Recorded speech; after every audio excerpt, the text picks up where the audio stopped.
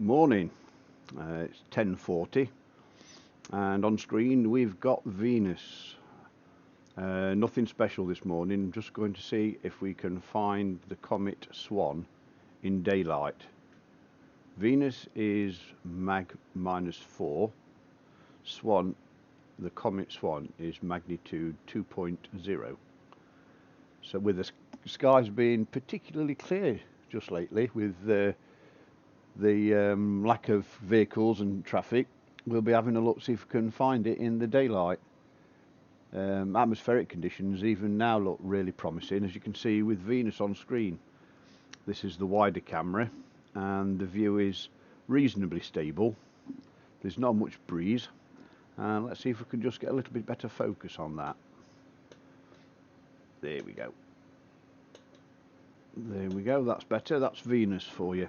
Right, we'll use that as a reference, and then we're going to swing over to the location that's indicated on the tracker, and then we'll see if we can pick up the comet Swan.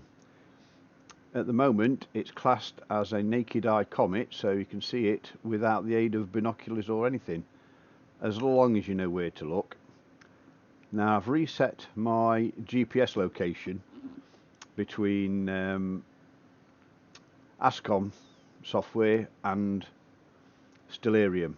I had a slight differential, a slight difference between the two locations in both pieces of software, so my go-tos were lacking somewhat.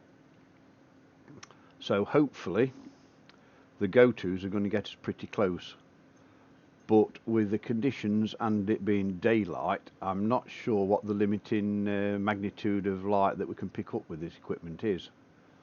But as you can see, Venus is easily found. Although this is a mono camera, we're not looking for any colour detail. Let's see if we can just reduce. Now I think we're best leaving this in auto because the camera's quite capable. Right, let's bring up the data for Swan, and I'll leave that on screen for a few minutes and I shall be back shortly.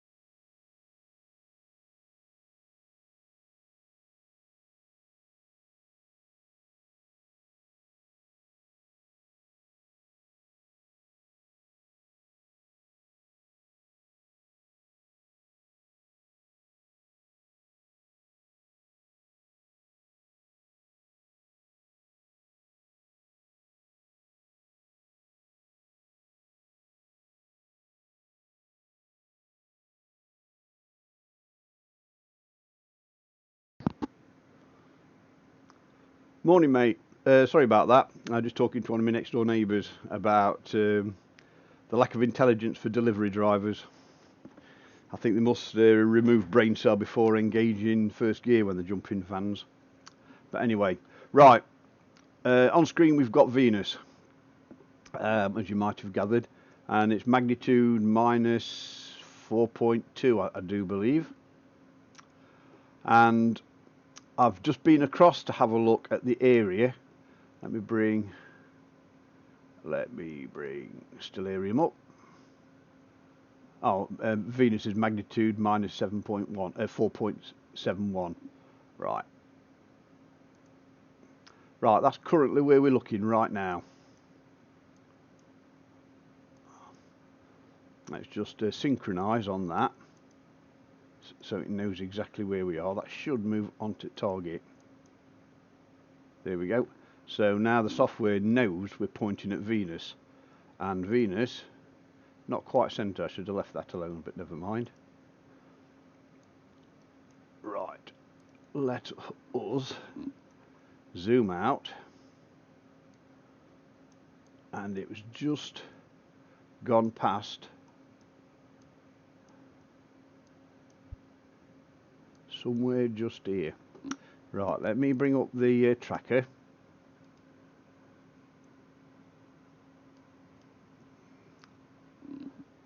And it's near a galaxy far, far away.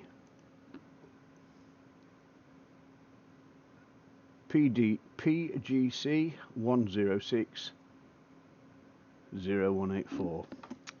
Right, PGC 1060184.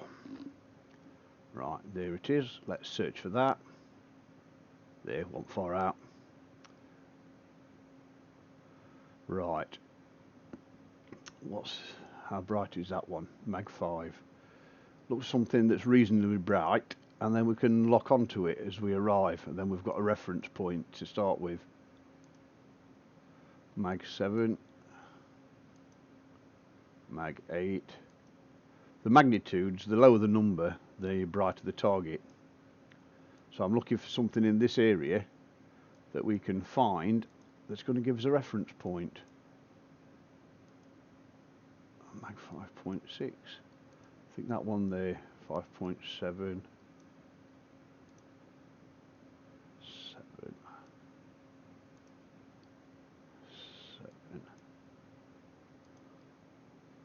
5.7. We'll go for that one. We'll slew the scope over to that, and we'll see if we can pick that up. Mag 5 in daylight is going to be pushing it. Right, the scope now should be slewing right around the universe. There she goes, look. And there's Y4 Atlas.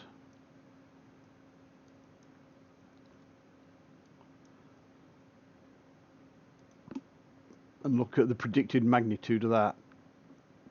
1.6, so that should have been easy to find, but there's not enough of it left together to go worth looking out for.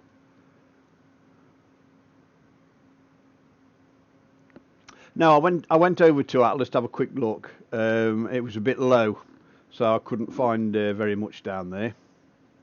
Well below my horizons for the observatory.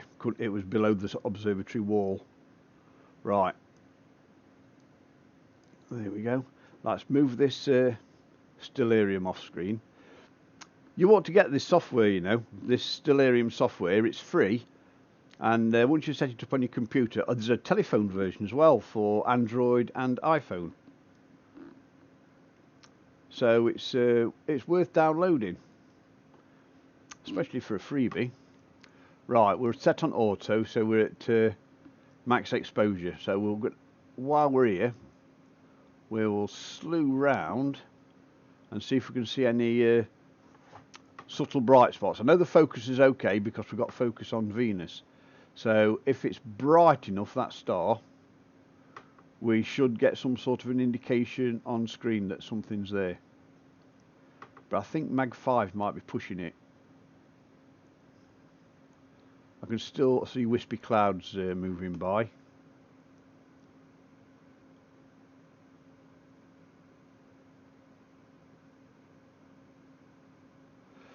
Yeah, what's your mag of your spotting scope? Because I've got an Optima, and it's got a 60mm objective lens, and it's 20 to 60 magnification, and you can pick out the rings of Saturn really nice with that. Even see all the moons of Jupiter with it. So if it's a 60mm and it's got about a 60 magnification, it should get some quite nice results.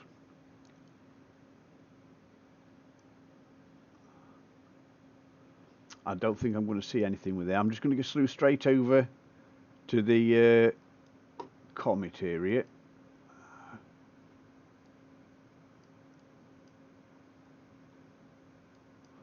It's just there. I'm just going to slew over to the comet. Because if the comet's supposed to be Mag 2, it should be easier to find.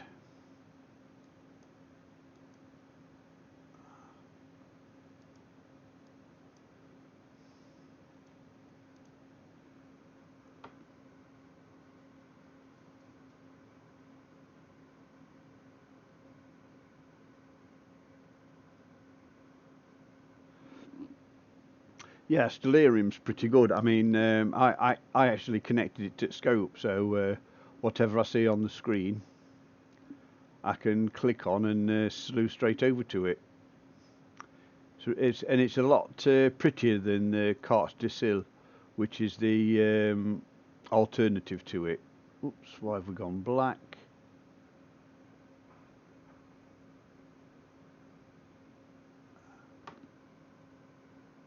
$25, 125 by 92.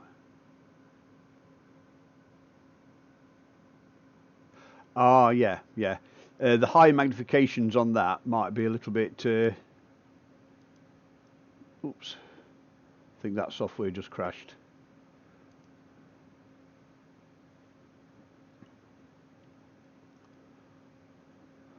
Yeah, I had issues last night with software. It wouldn't recognise the camera.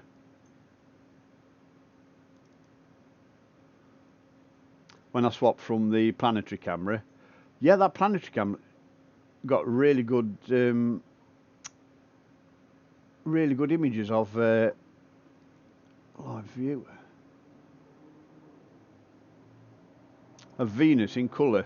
It was the first time I've used it, but I downloaded that other software, that fire capture, and I'm going to have a go with the fire capture this evening on the moon, see if we get some better lunar imaging.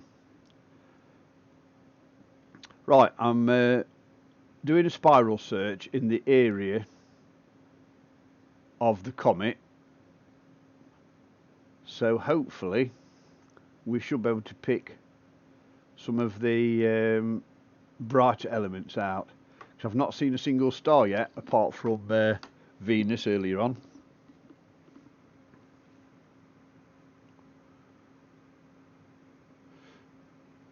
That's APS-C size sensor, so that's quite a wide sensor. It's similar to the Canon 20D, the D3200. You need to set that to ISO 1600.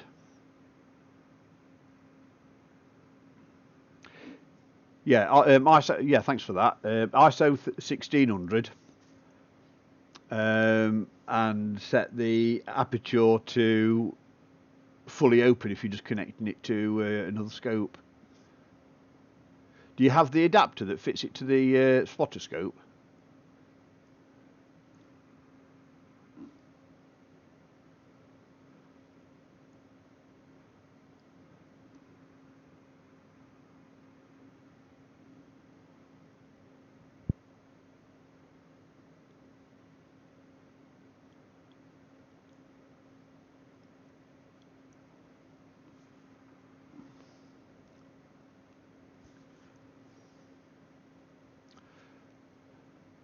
I'll be honest with you. I'm not expecting to be able to pick this this comet up in daylight, because magnitude 2 is all right for evening viewing, but on a bright sunlit day,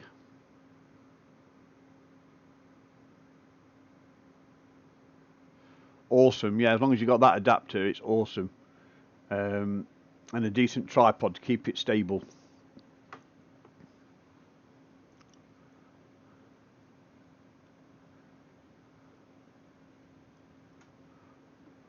What tripod are you going to be using?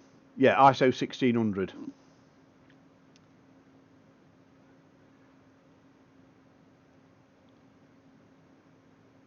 If you go too much higher than 1600, the Nikon sensor tends to develop a lot more noise. But if you're only just going out for... Oh, is this for the moon? Right, I was thinking Venus. No, if you go for the moon, ISO 50 or ISO 100. And exposure of 1/250th. 1/250th of a second for the moon at ISO 100. If I thought I saw it then. Right, bear with me. I was watching the screen then. I thought I saw something flash by. Let me just research this area.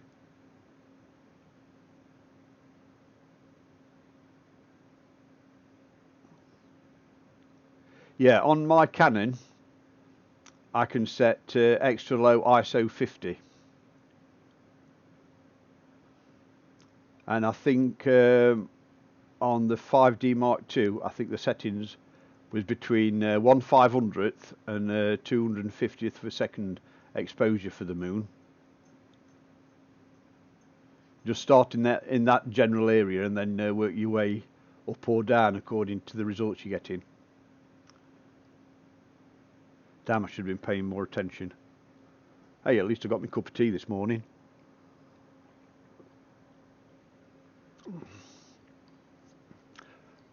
Oh, I missed it. Bottom left hand corner. We might actually be in with a chance, because I saw it again just then.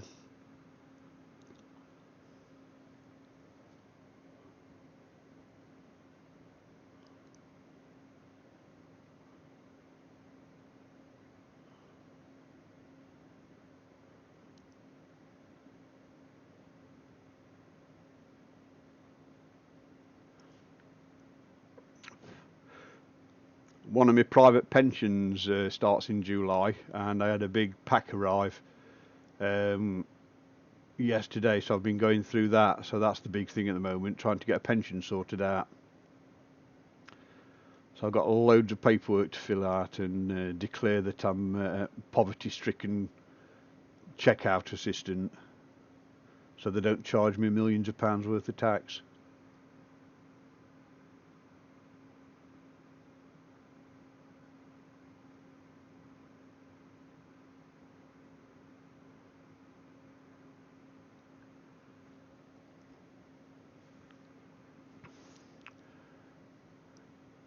Don't know if my eyes are playing tricks on me, but I'm sure I saw something flash by on screen.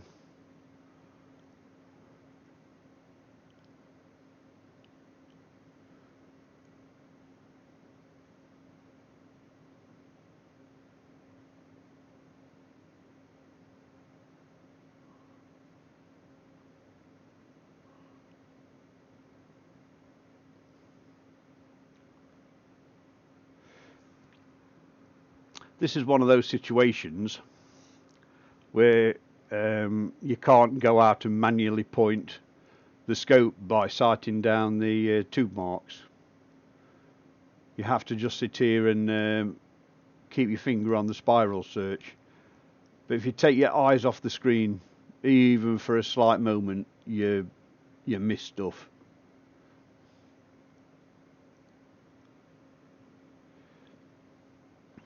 Yeah, I've got 23 pages to look through, and I need to fill out about either 11 or 12, depending on how many declarations I've got to do.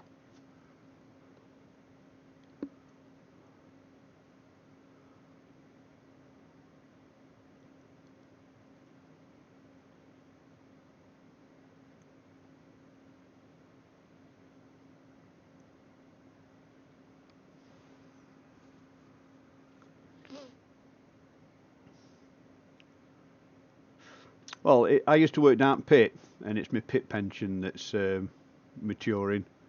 It starts on July 25th with my pension. I was only underground for 15 years, but it originally, before the government took their money out of it, excuse me, it was going to be around £250 a week, but the government decided to take their bit back out of it, and now it's down to £163 a week, which I think is pathetic. And my eyes are starting to water looking at this screen, just trying to concentrate.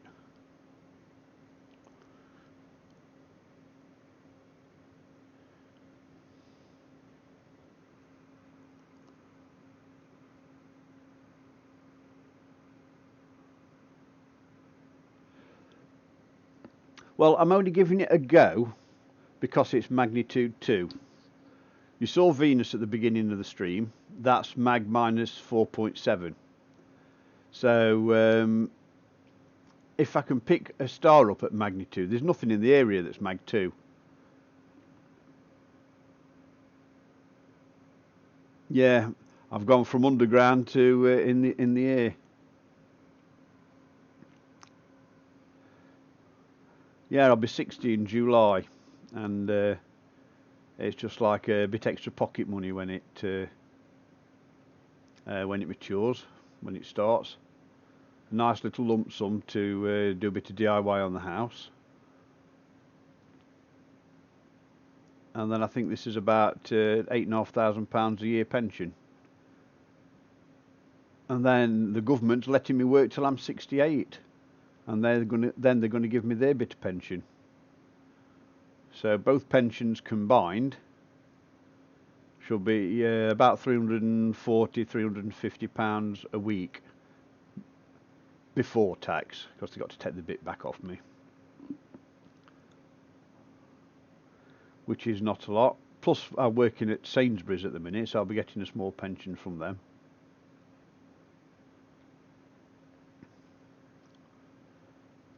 No, I'm not seeing anything. I've not even seen any stars flash by. Right, what I'm going to do, have a slight change of tack. I am going to try and find on Stellarium something reasonably bright around mag 2 that we can use for a reference. So we know if we can get a mag 2, just look at that one there, look, magnitude 2.0. Right, we shall see if we can find that in daylight. So if we can pick that up in daylight, a magnitude 2,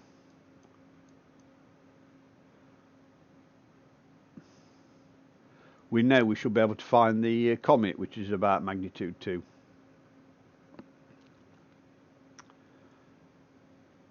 Mercury's close to the sun.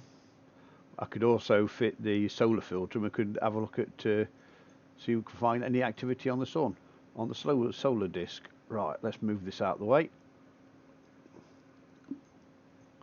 And let's have a quick look around here, see if we can pick up a magnitude 2.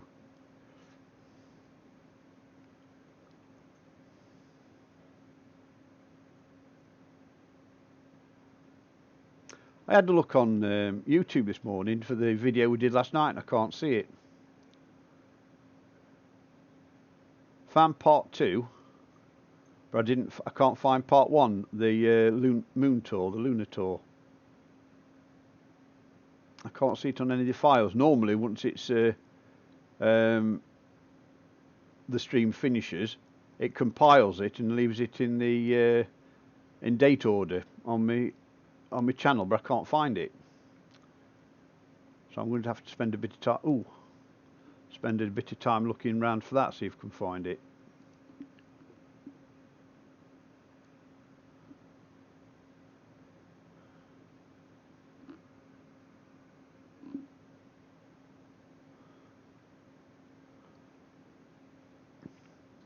Yeah, there was a massive discrepancy between the location as entered into Stellarium and the location entered into the ASCOM software.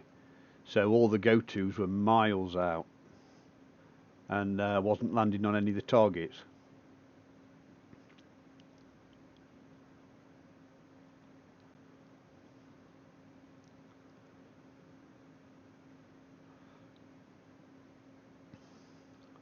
I'm going to put a week's holiday in soon. I know I've got a week's holiday in July for my birthday, and my plan is to completely strip down the mount, bearings, drive belts, shafts, encoders, everything.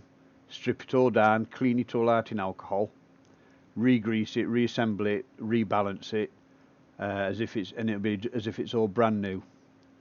The pier, I'm just going to recheck that the pier is vertical and plumb as well.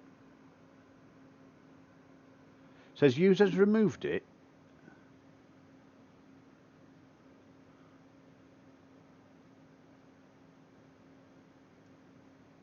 I'll have to have a look at that.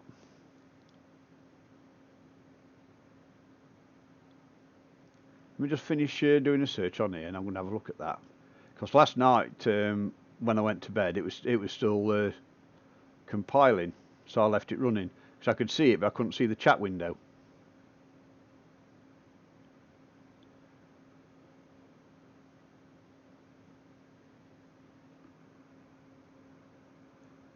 Good morning, all seeing. Nice to see you, early bird.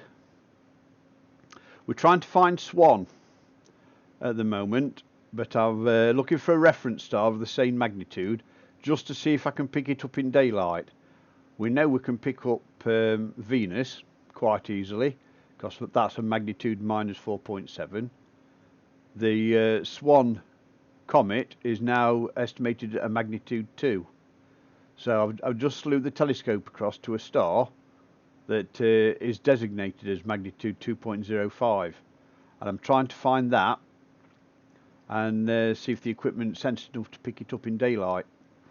This is all experimental, so I'm not exactly expecting a large amount of success.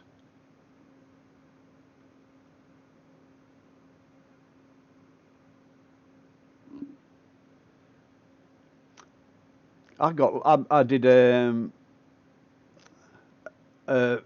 photo blog of when I first did it.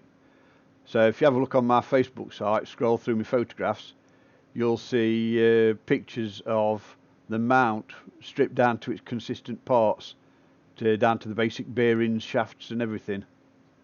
Because when I first got the mount, it was all gear driven, and I swapped out a couple of gears because each gear adds a little bit of slack.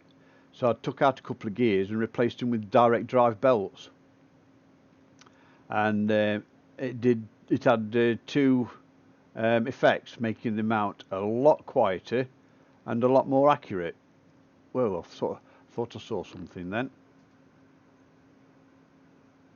Morning, Jaden.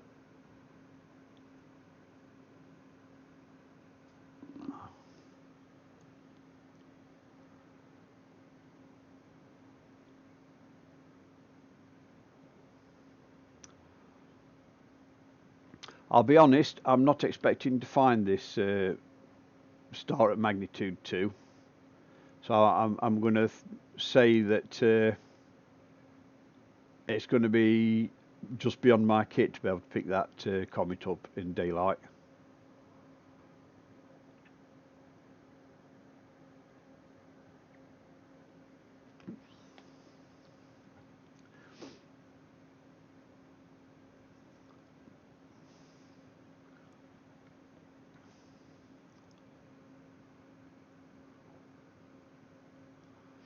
Now, we started about an hour ago. We started out on Venus, and we're slowly working his way down the magnitude scale, trying to find something in the magnitude 2 range, just to see if we can pick out the comet. And so far, I think Venus is the only thing we've been able to pick out. So I'm seriously contemplating swapping over and having a look at the sun, see what we can see on the surface of the sun.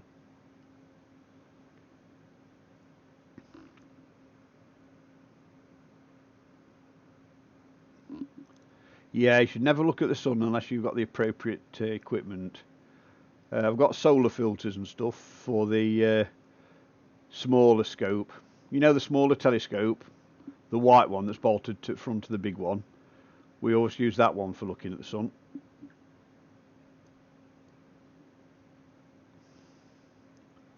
And I'm not picking much up at all on there.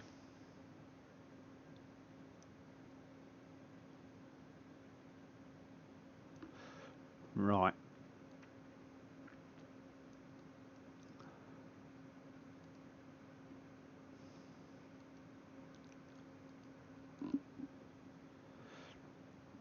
I'm going to slew back to Venus, just make sure we're pretty close on accuracy. Venus should appear on screen at some point. There's a few clouds above, but they shouldn't bother us too much.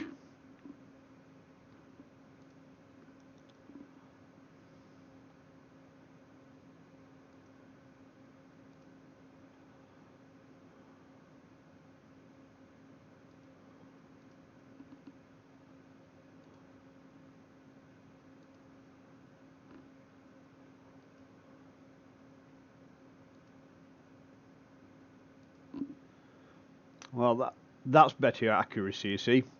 We did a complete rotation and we've landed straight on Venus. So the accuracy there is pretty good. So that time I spent re-entering the latitude, longitude has worked a treat.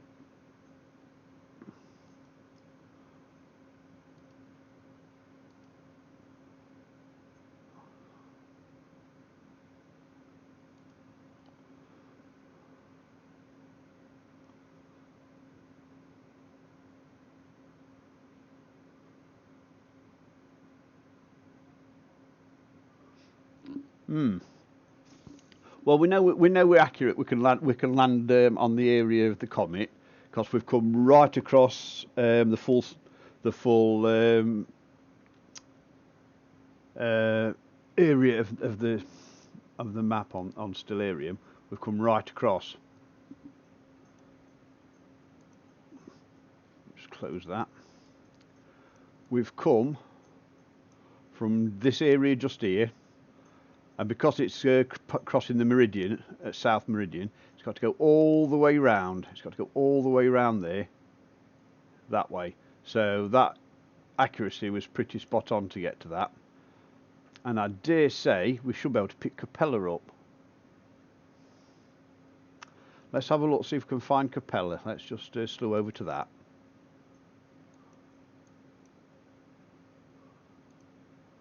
There, and let's bring the camera up. So if we're accurate, we should see Capella flash by on the screen somewhere. There it is, look. Can you see that little spot just there? That's Capella. So I think we'd have been struggling for a magnitude 2. Capella's magnitude 0.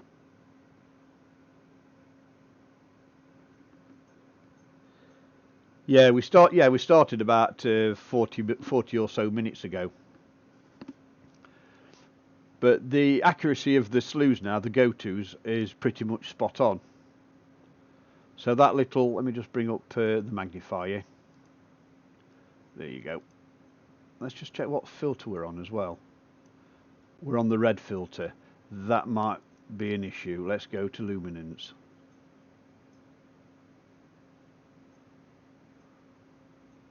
Now that's not made much difference. Let's have a look. That there is Capella, and that's magnitude 0. And just have a little tweak on the focus, see if we can get the focus any tighter.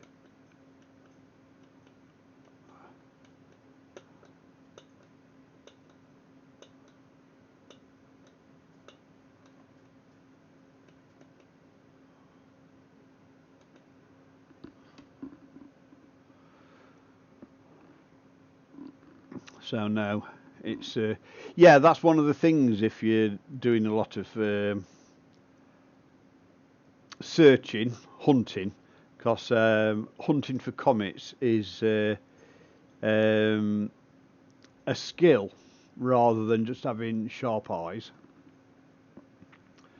You have to look for the subtleties, the smudge, the blur, something that's not quite normal. You have to be able to pick it out. Let me just slew back to Venus, and we'll just double check the focus. So Venus should appear somewhere around this area if it's super accurate. Somewhere where the pointer is. Yeah, there you go. So we're just slightly off centre with a pointer.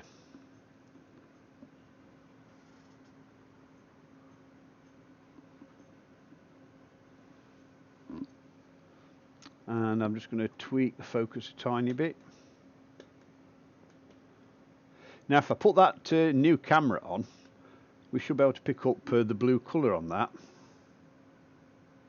Yeah, Jaden, you have a nice one, mate. We'll catch you again next time you visit. If I swap over to the other camera, the 224, that new one I bought, that should bring colour out on that. But that wasn't the object of today's task. We were just going to try and find the comet. And looking at Capella, which is Mag 0, excuse me, I think we would be pushing it a little bit to find a Mag 2 object.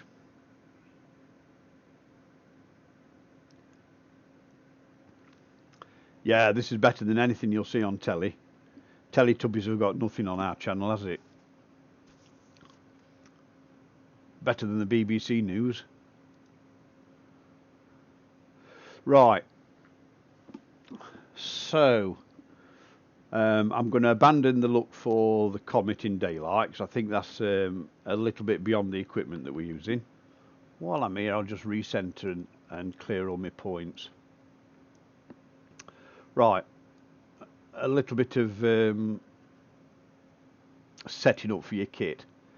Because we've come to this one and it's pretty accurate, we'll just fine tune it. Put it right on the centre of that target. And we'll resynchronize.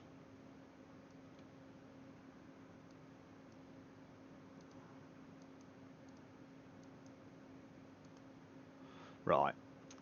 In this software here, every time you synchronize on a star or a target, it makes a reference in memory, so it knows what adjustments it needs to make when it gets to the next one. And it uses a three-point nearest point system. So if we take 3 different stars, or in this case planet, and say you are here at this one, it will make a reference. And when we go to the next one, it should know exactly where it is. And if we're out a little bit, it will make the internal adjustments so it knows how to adjust the tracking to be on target. So if I now move this out of the way, move that out of the way, bring this up, and if we zoom into that one, you can see the scope thinks it's there and it's not on target. So if that's a selected target, if we click synchronize, current object and slew, see that little 2 movements, they're the adjustments it's made to its internal memory. So now it knows it needs to make that adjustment for the next target that it slews to. So now put back to scope. And if we zoom out and find Capella, when we slew over to Capella, we should be closer to the centre on this time, because last time Capella was over this side here. So now we did that synchronisation, Capella should appear somewhere near centre of the screen this time. It's there. Still a little bit off. There it is, look. So now I need to adjust that onto there, and then synchronize again. So move that out of the way.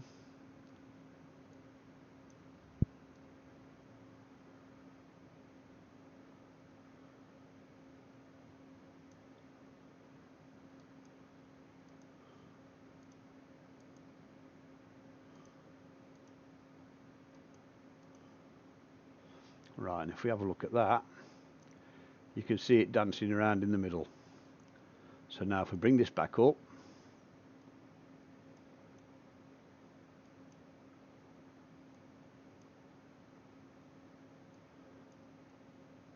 that's where the scope thinks we are now, because we've done all the movement. So if we go to synchronize, current object, we're still on it, synchronize, that should move on top of there now. So that adjustment it made there to go on top of there is synchronized it. So now in its internal memory it's got 2 fixed points that it knows exactly where it is. What's that magnitude? Magnitude 3, I don't think we'll get that one. See if we can find something in magnitude 2. That's right, yeah. It builds up an internal map, and it knows the adjustments it has to make to land on a target. And I'm looking for something about a magnitude 2. That's magnitude 3. 3.6, 3.1, 4, 4,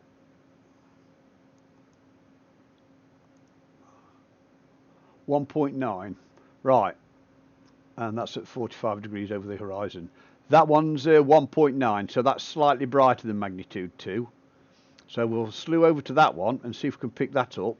And then if we do go for another look for that comet Swan, we should be looking for something at this brightness. Right, so if we bring the camera up now,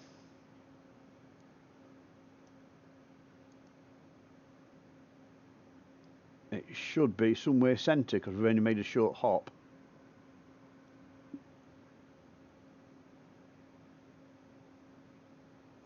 So looking at this, I don't think we had any chance of picking up comet Swan. What's that?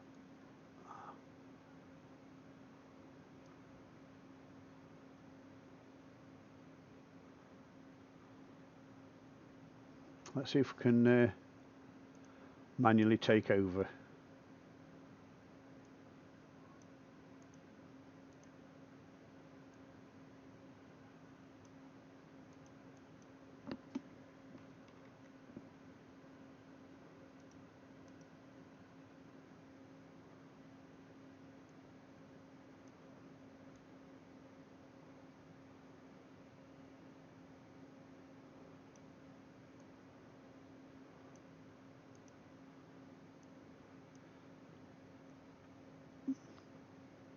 I think it's actually there in the centre.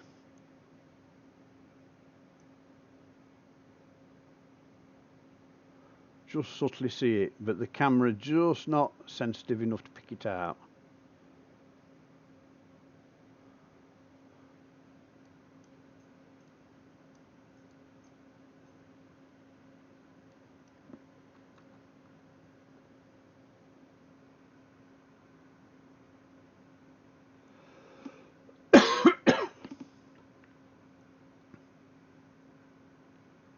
Hey Jaden, welcome back again, mate.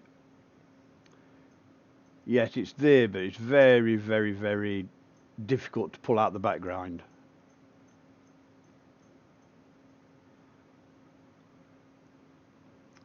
The camera's just not got enough of a target to work on.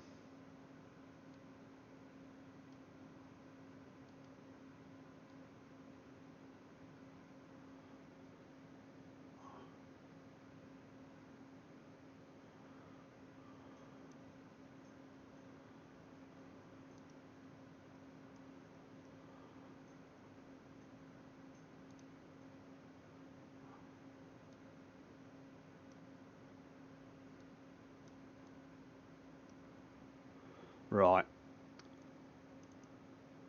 I can actually see it there now. There, look. Let me just. We're on 1/4000th of a second exposure, but the camera keeps hunting, and it's definitely there.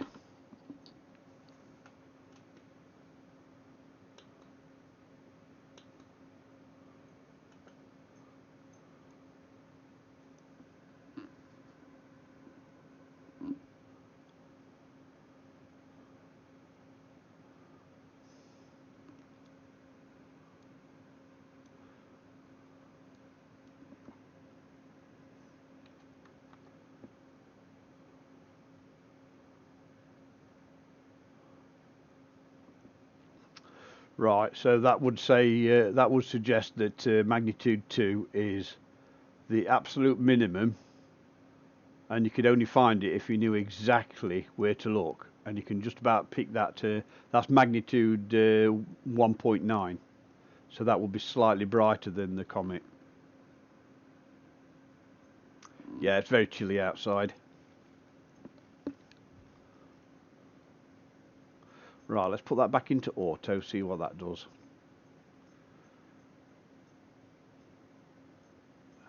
Now in full auto you can't pick anything out, but at least it stabilises the view.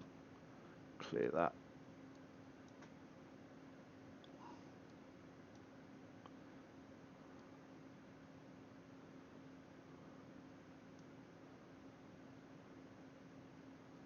So that's put paid to that adventure. No looking for Mag 2 during daylight, despite having clear atmosphere. Right, let's have a look what we've got here. Let's go back to Capella, because at least we know exactly where that is. That should appear on screen.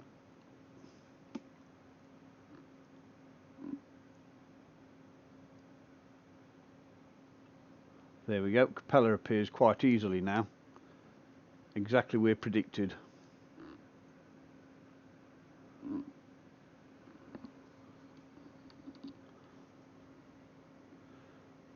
So if we go back to Capella and look at its magnitude rating, magnitude 0.05.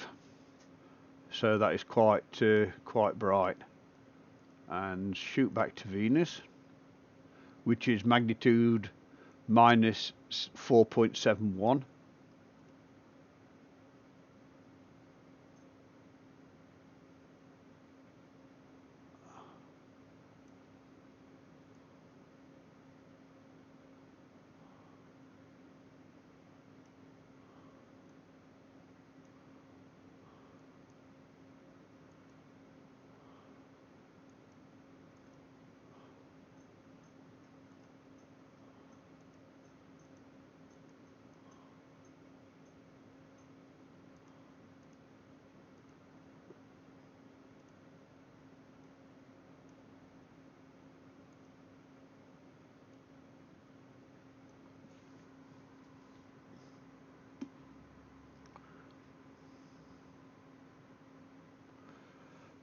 I'm not sure. It's not really supposed to be a anything in particular today. It was just more of experimentation and just come along for the ride. So I might swap cameras in a bit and do a little bit of solar, but I've not got good resolution on that one yet. And my new camera I've not tried. Normally when I'm messing about or getting used to new equipment, I do it alone. That way I'm not boring people with unnecessary tests, pressing too many buttons. Because you know that's one of my favourite pastimes when I'm doing astronomy, pressing some buttons.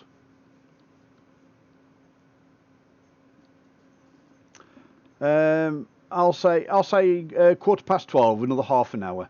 I'll close down at 12:15. That'll give me time to get some lunch and fill some of this paperwork out that I need to do. And feed me guinea pigs and perhaps take them out on the garden. Right, not be a minute. I'm just going to put that kettle on because life revolves around a cup of tea. Back shortly.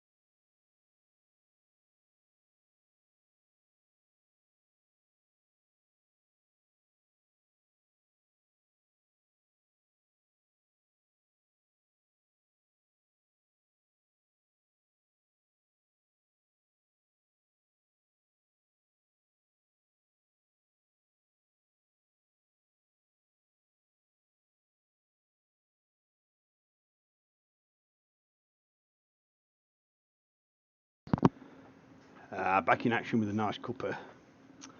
Right, it's drifted a little bit. I think that software's just crashed again.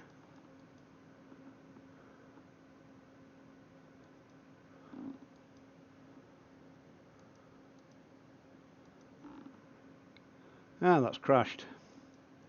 It did that earlier. I wonder if that's why I had problems with the cameras last night. Software wasn't working correctly. I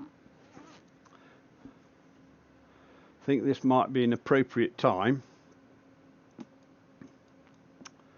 to call it a day on this software.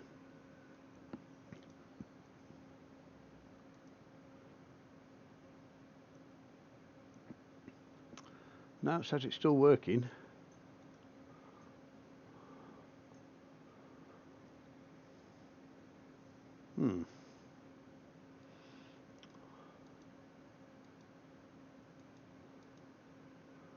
Highly strange.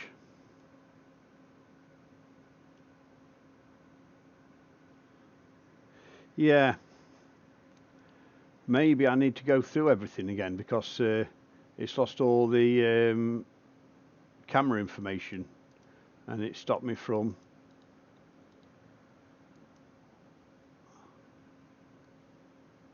let's just yeah, it's starting to drag lots of CPU. Let's just end task. There we go, that's gone.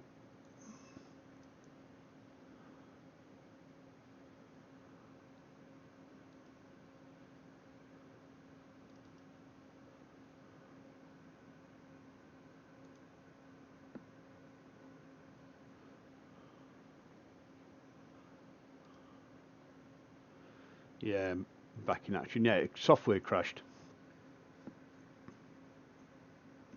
Yeah, there was quite a few updates needed.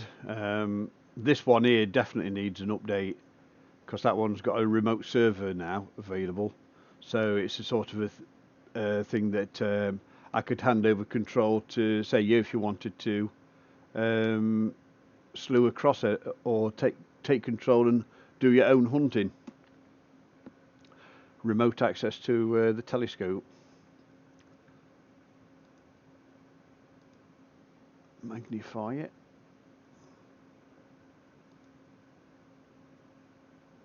It's on the correct filter anyway. Right. I think what I'm going to do, I'm going to call it a day on that because we're not going to be able to go back and pick up that comet in daylight. It's just not bright enough. So we'll abandon that idea. I should come back on this evening and I'll have a little bit more experimentation time with, I'll show you the new software I downloaded for the new camera, if I can find it on here. It's called Fire Capture. And I cannot see it. Bear with me, I'll just start it up.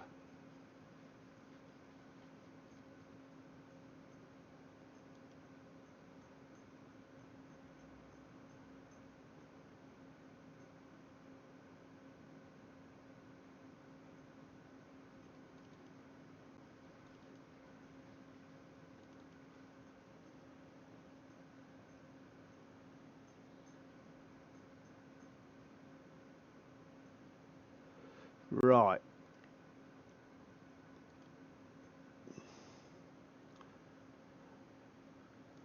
This is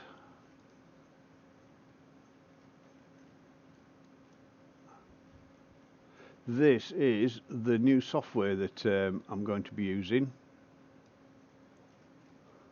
with my new camera. And I've never used it before. So this is what I'm going to be doing this evening.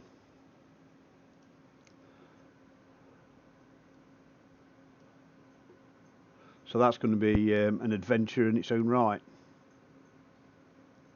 Yes, I am. I'm going to have another go at the moon tonight. I'm going to be using this software. So I'm going to be doing two things: learning the new camera's capabilities and trying to work out the subtle controls of this software, because this is the software they recommended for that new camera, fire capture. So it's going to be an evening of experimentation. You're welcome to come along, but it's going to be pretty boring. And I will be starting about between 9 and 1/2 past.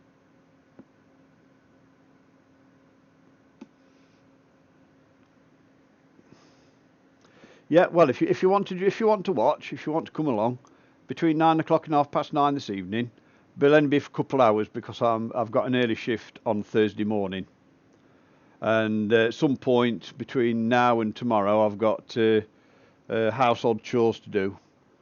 It'd be nice if life was just full of playing with cameras and telescopes all day, but I've got guinea pigs to clean, pots to wash, paperwork to fill out, all this malarkey. I've even got some games to play on the PlayStation and PC. I've got Elite Dangerous to get stuck into. I've been neglecting my poor little ships. The never boring, always interesting. It'd be an interesting challenge, because some of these settings along this side here, red, green and blue, because I know I've got filters. I've got a filter wheel connected at the moment. Colour balance, I'm assuming that is. Analog digital converter tuning is only supported for colour cameras in 8-bit mode. Well, that's relevant because the camera I've got plugged in at the moment is a mono camera. And I'm not sure how to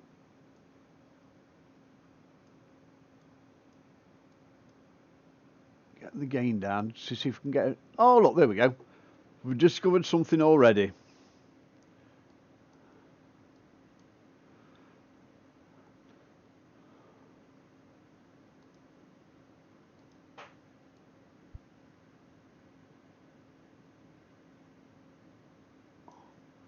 It's a little bit different.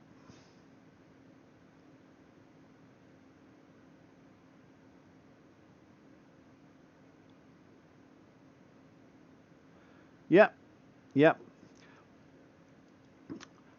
I do believe you can stream live within Discord, because this is not going to necessarily be a live stream. It might be worth trying to video share on Discord, and I'm not creating lots of videos that are not necessary, if you know what I mean.